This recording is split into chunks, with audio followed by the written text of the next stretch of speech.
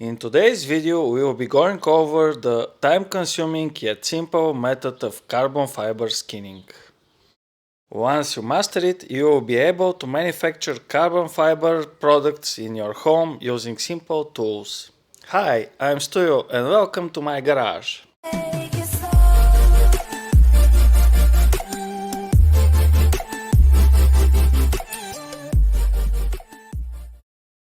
Carbon skinning is the process of laying a single layer of carbon fiber with resin on top of some other product instead of making it from a full carbon plate. This process is used mainly for simplicity and lower price when you don't need the full features of full carbon fiber product. General use cases are when you need the carbon fiber finish but you don't care for multi-layer strength. In the current scenario, we will be using a 3D print as a core and we will be laying a single carbon fiber layer on one or both sides of the product. This is pretty easy achievable at home, and once you get the hang of it, you will get quite a nice results. Carbon skinning 3D prints is great help in sim racing, and I started lately using it a lot for making paddles and button boxes. Box faces I usually print at 4mm thickness and then lay a single carbon fiber layer on top. For shifter paddles I found the 3mm thickness to work perfectly, as you want to lay carbon on both sides. Compared with the initial 3D printed core that you will be using, the final product is not only much better looking but also has much greater strength. Even a single carbon layer on this 3mm core in this case produces much stronger faceplate for your button box. The minimum thickness to print a paddle of this size is 5mm, and the dual-sided carbon fiber is not only stronger but much whiter. And here is a quick demonstration in flex for core only at 3mm and double-sided skinned carbon fiber product. Quick measure reveals that the added thickness of two layers of carbon is less than 1mm from the original core that we used. Even the big pedal, which is about 20 cm long and has enormous cutouts, has very little flex. You can also achieve different levels of finish ranging from full matte to a completely gloss. Further down in this video we will show how you can achieve all these finishes shown here. At the end you get a great looking real carbon fiber product. It is quite stiff and transfers all vibrations like as if it was cut from a full carbon fiber plate. Both in touch and feedback feel it is really like a full carbon fiber paddle. If you want to know the process in detail, kick back and enjoy, as this will be a rather long video. Sorry about that. Have fun!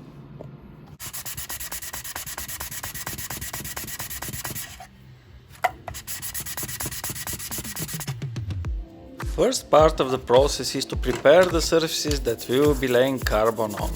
Start by wet sanding with coarse sandpaper between 180 and 240 grit. You do not need completely flat surface, only grippy enough to catch on to the base coat. As we are making paddles currently, we sanded them on both sides. After you wash them thoroughly with soapy water, you can clean them additionally with isopropyl alcohol. This will provide oil-free surface for the base coat to get attached to. Next we will be laying the base coat, which will stick the first, in our case the only layer of carbon fiber fabric to the product. In general you can use the resin for that, but I found out it doesn't work well with 3D prints in POA and it didn't provide enough adherence to the first layer. Prepare the base coat by measuring with scales in the correct ratio indicated on the label. Mix it thoroughly and start applying the base layer. The base coat has great adherence properties and will make sure the carbon fiber fabric sticks well to the surface of underneath. It is also black and will cover the underlying color and will hide any imperfections you may have in the fabric above. Take your time, do not hurry here. It needs about 15 minutes to reach at least some level of tackiness, so you have enough time to spread it evenly on all of your products. Try to achieve full even coverage without putting too much of the base coat so it starts dripping over. After you finish laying the base, check it at least in the first 15 minutes to see if it's pulling from some of the surface. In this time, if you see some spots that are not covered, you can still fix them without issues. Depending on the base coat you're using and how much hardener you put in, you will have to wait now about an hour and a half till 2 hours. While we wait, we can start with the next step in parallel, which would be laying the carbon fiber layer. Cut with sharp scissors the pieces of carbon fiber quad you will be using to cover your paddles in our case.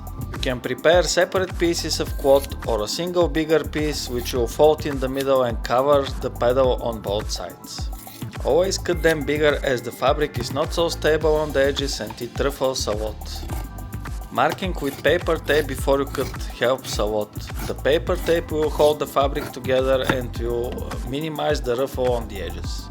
Here I was in a hurry and I didn't care so much, so I just cut bigger pieces and went on with it. Prepare enough pieces of quad to cover all the surfaces you already base coated. Always keep in mind the 1.5 till 2 hours I mentioned earlier. Timing is crucial here. You are waiting for the base coat to achieve a level of tackiness which is perfect for sticking to the carbon fiber fabric.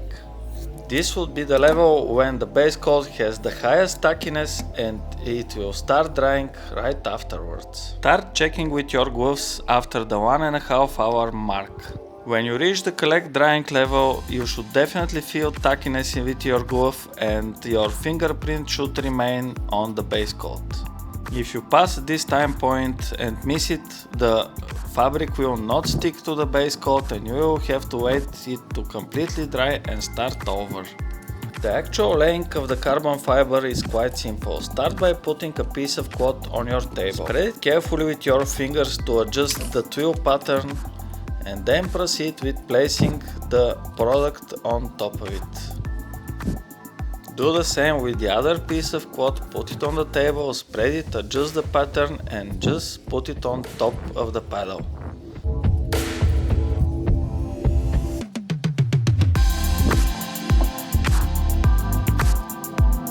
Place gently with your hands and make sure the pattern looks correct. After you repeat the same process for every item you prepared, we will then put them in vacuum bag and leave them to dry.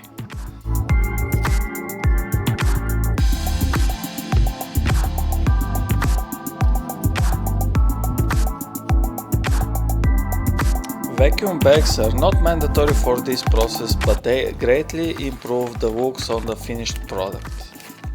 Vacuuming improves the adhesion with the base coat and also provides a very smooth fabric layer. You do not need high levels of vacuums to achieve the desired effect. In this case, using bags for storing 3D print filament works wonders. Regular home food grade vacuum machines have too high level of vacuum, so you have to be careful if you are using those.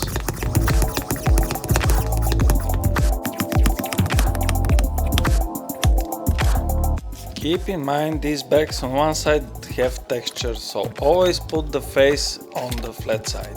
If you put too much base coat or didn't wait enough for it to dry, it will leak through the fabric layer and ruin your finish. You will see later on not all my finishes are so good, especially for this reason. On the other hand, this improves much more with practice and in time my finishes started looking much better these days. Before we proceed with next step, we have to wait for the base coat to dry completely. Cure time is usually 8 hours, but most of the time I wait up to a day.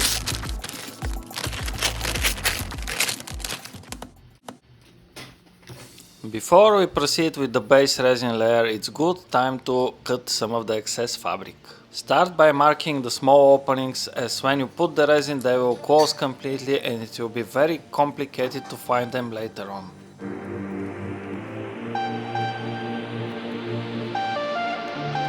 Again, using sharp scissors you can cut away most of the fabric. Just don't go too near the edge, as the top of the fabric is still not sealed and it will tear away. Cut at least 5 mm away from the edge to preserve the top finish.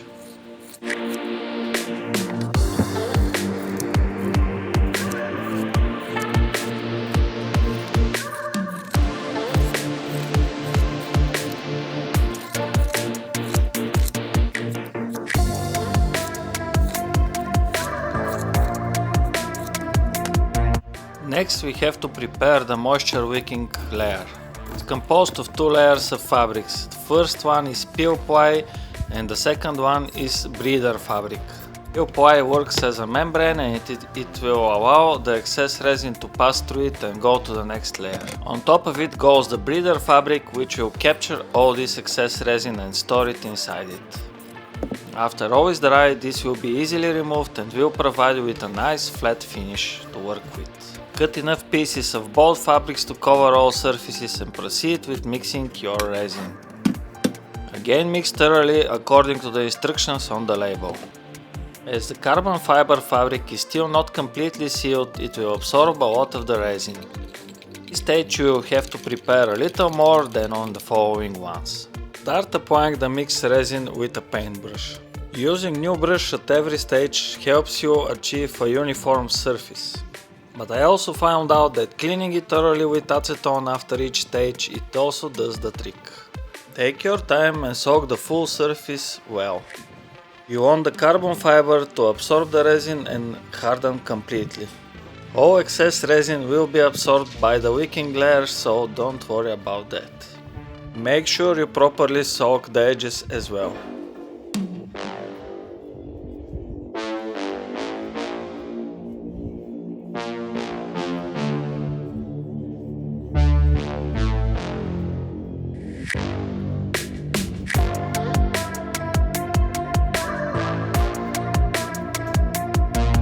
Done laying the resin, it's time for the POY. Simply put it on top of the product.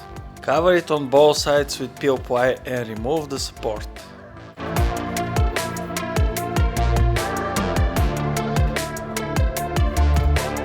On top of that assembly, put breather fabric again on both sides. Proceed in the same fashion with all the rest of your items.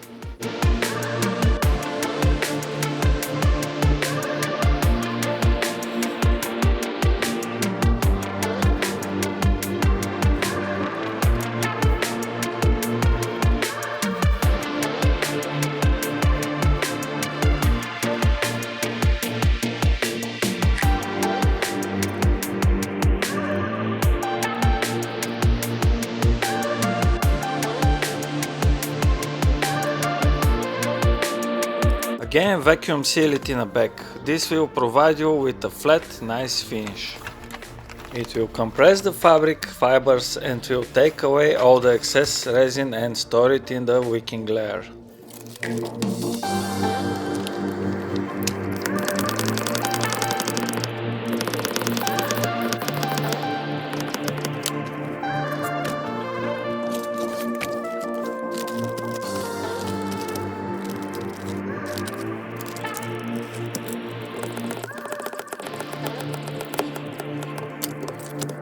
Again, you need to wait for full cure, which is at least 8 hours, but the more it stays, the better.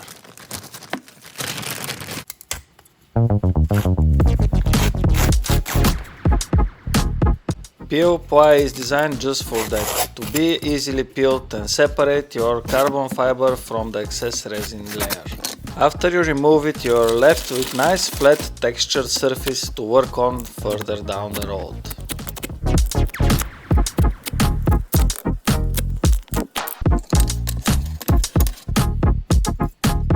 Remember the holes you marked earlier? Now is the best time to open them up with a drill bit.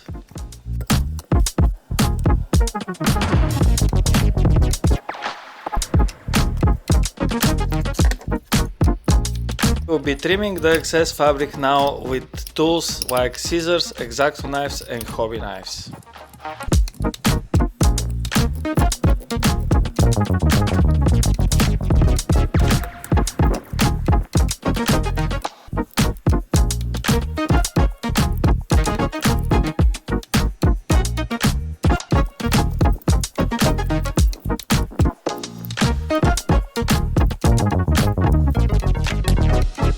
Also, the openings have to be cleaned off, starting with a drill and then finishing them off with a hobby knife.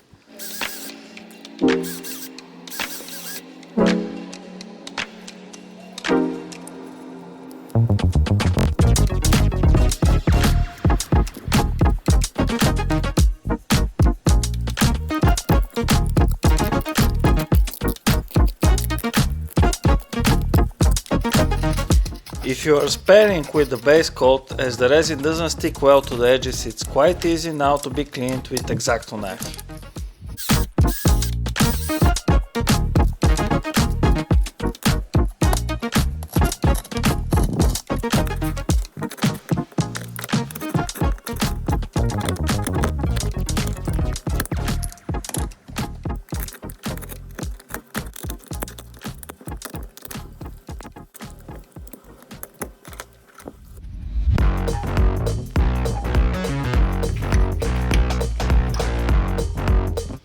After this tedious task that seems to take forever, but it's quite necessary, you are ready to proceed. The nice flat textured finish that we got from the POY still needs to be sanded down and be completely flat.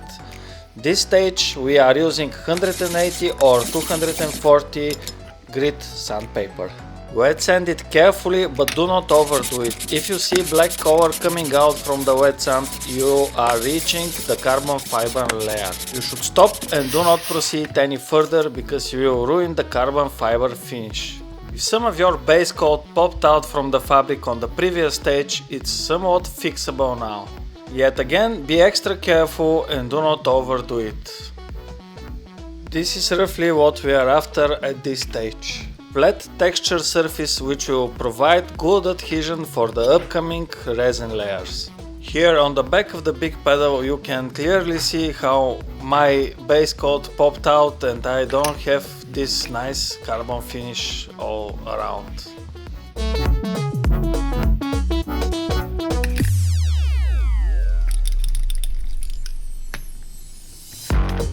As preparation for next step, clean again with soap water and isopropyl alcohol. Now we will be laying our first top coat resin layer. Now that the carbon fabric is completely hardened, you will need much less resin at this stage. All the following stages will require the same amount of resin. Keep in mind that for the next steps timing is crucial. If you don't have enough time to finish them, better do not start. You will have to wait after each layer to reach initial cure so it can provide proper bond with the next layer. In general, this means waiting about 2 hours between each layer. If you miss that time, you will have to wait for complete bond, then sand it down and start over. Usually you would put between 3 and 5 layers of clear resin. All the time I go only for 3 layers, which means it takes me about 4.5 hours to complete the whole process. Start with a new brush or clean it with acetone after each layer. Mix your resin according to label and put it sparingly. Here the rule is less is more. You want to achieve smooth layer with good coverage but not too thick. This will ensure uniform cure on the complete layer and less drip. Minimizing dripping and having uniform level layer leads to better finish and much easier post-processing in the later stages. Once done, cure time will be 2 hours before laying next layer. 2 hours are enough time for the resin to reach initial cure and properly bond with the next layer.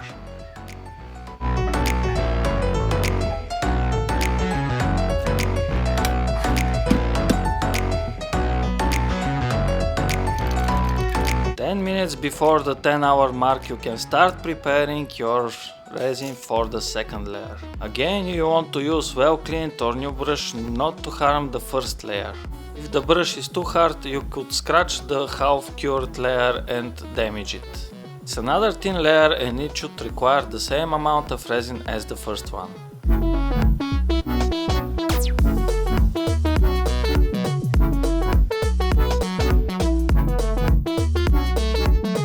Again, leave it aside now for 2 hours to reach initial cure.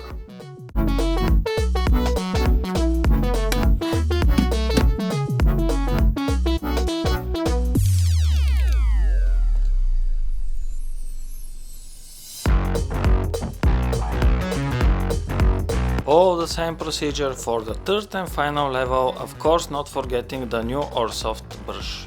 These 3 layers provide pretty thick finish for me at least, so I never saw any reason to continue any further. At this stage we want to reach now full cure for the resin before proceeding any further. According to label, this needs at least 8 hours, but in my experience I have to wait at least a day before reaching full cure. And just like so, a day passed.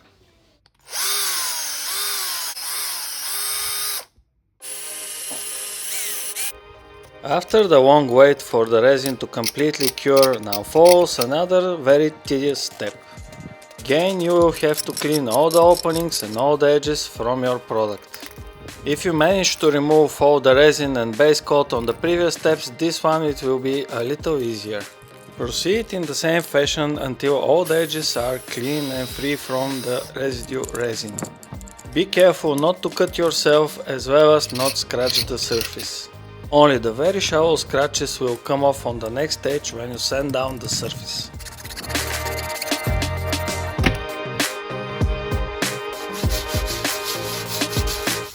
By now you should have noticed that the carbon fabric doesn't seem so flat and with nice finish. It's a little bulgy and it's not completely level. This is due to the resin top coat being not completely flat and reflecting quite unevenly. You should start wet sanding with the lower grits somewhere like 180 to 240. This stage you will be removing the bulk of the resin and trying to make the surface as flat as possible, then you will move till 400, 600 and 800. Somewhere at 600 and 800 you will start noticing the nice carbon fiber finish starting to showing off. Put some water on the surface, you will see how your product will look like after you paint it with clear coat. This is the finish we are getting at 800, but it is too matte still and it needs some more flattening down. So we proceed with 1200 grit. And when we put some water on the surface, we will see the finish that will be at the end. Now it looks like quite matte. Let's put some water on top now and see how it will look like after clear coat. If you are after flat matte finish, this is the stage where you will stop sanding. Next it will be clear coat. If you seal it now with flat clear coat, this is roughly the look you are getting.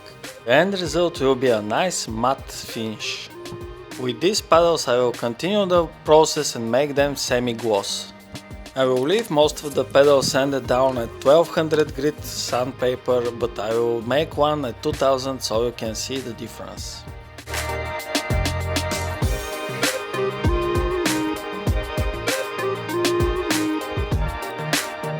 Wash all the parts again to remove all the dust and they are ready for next stage, clear coating. I will be using here Mr. Hobby Gloss Clear Coat Hobby Paint.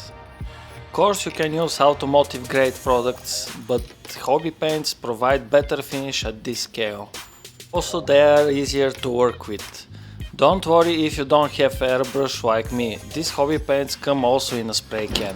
This particular clear coat provides flat finish and is very glossy. It is very easy to work with and has all the properties of a two-component clear coat. After a quick wash with isopropyl alcohol we are ready for clear coating. Having one of these portable spray boots is quite handy here even when using spray or airbrushes. At this stage I spray only 3 layers of clear coat. Each layer requires about 15 minutes of dry time with this clear coat, so the whole process takes me a little more over than an hour. In each consecutive layer I change the direction in which I spray it. After the first layer is complete, leave it to dry about 15 to 20 minutes. Soon enough you can start mixing your clear coat and spray the next layer.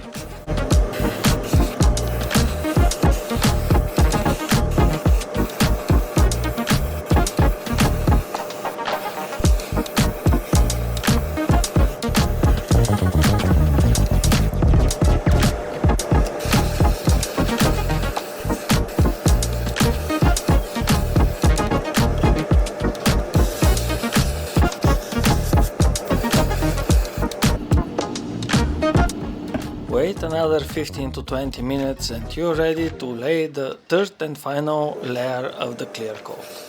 Make sure with this coat you cover any spots that you may have missed and build up the clear coat all around. I know the carbon fiber looked quite good in the previous stage of sanding, but don't be tempted to skip the clear coat. crystal resin tends to yellow and age over time, so it should always be sealed with a top coat.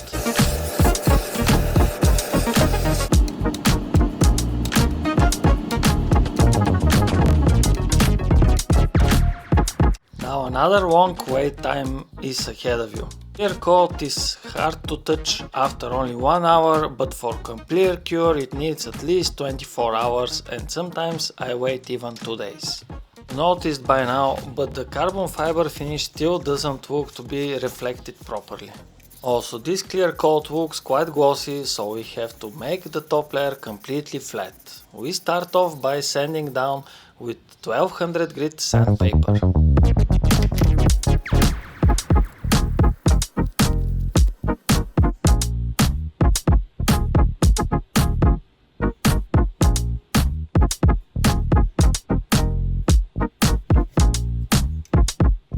For the final finish I will be using Tamiya Hobby polishing compounds. Of course you can use automotive, but hobby grade has smaller particles and provide you with a better finish. Polishing the clear coat makes sure it has completely flat surface and you get the best possible result. After this stage white should be reflected properly and you get this nice carbon fiber looking finish underneath. Here you can see the difference between 1200 grit sandpaper and the coarse Tamiya polish. If I was after a matte finish and used the flat clear coat, I would stop here. The matte look that I showed you in the beginning of the video, which is my favorite, I found the recipe to be sand down with 1200 grit before clear coat, seal it with flat Mr. Hobby clear coat and then polish it only up till the coarse compound. As here I am more after semi-gloss finish, I will continue the process. Here you can see the difference after coarse compound between the 1200 grit and 2000 grit sanded pedals. It is very hard to show on camera, but the pedal that was sanded down to 2000 grit even now with the coarse compound looks much more shinier.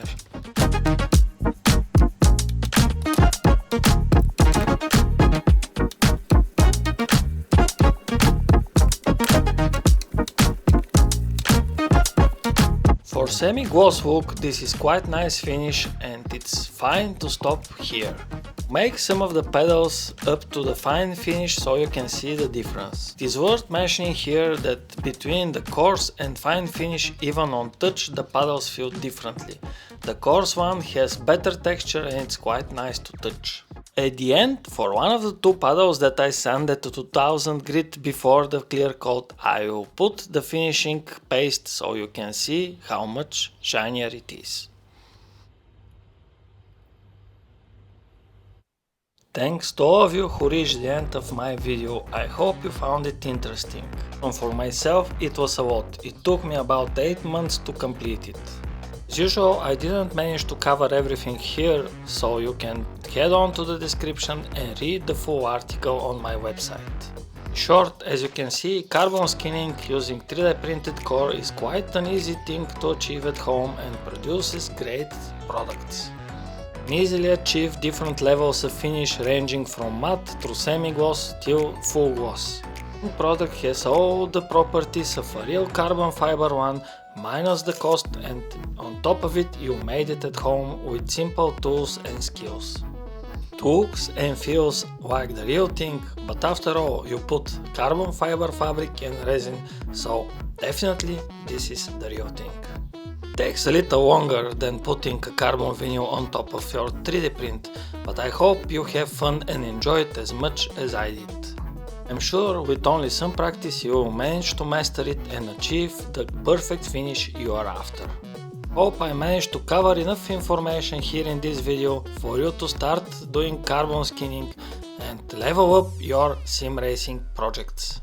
As always, thanks for watching, have fun, enjoy and see you next time.